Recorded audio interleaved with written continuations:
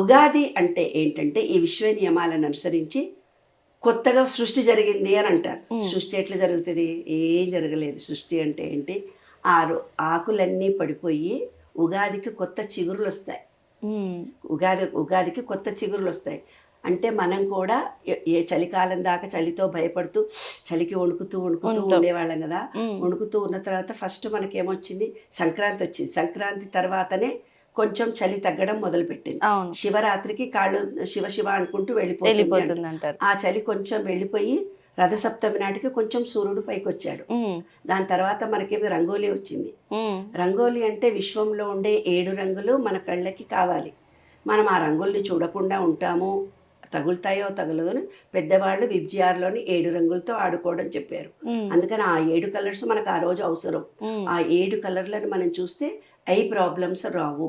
మన మూలాధారము, స్వాదిష్టము, మణిపూరపు, అనాహతము, శుద్ధి ఒక్కొక్క కలర్లు ఉంటాయని అందరికీ తెలుసు. ఆ 7 కలర్లు బ్లాక్ అయిపోయి ఉంటాయి.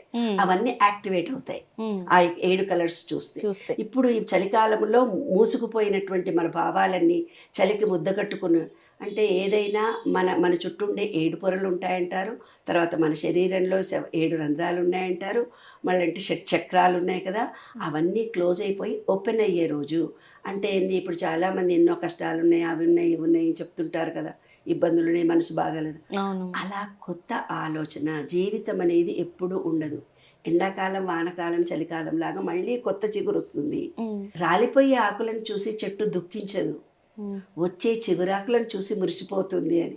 సూపర్. చాలా గొప్పగా వచ్చింది భావన.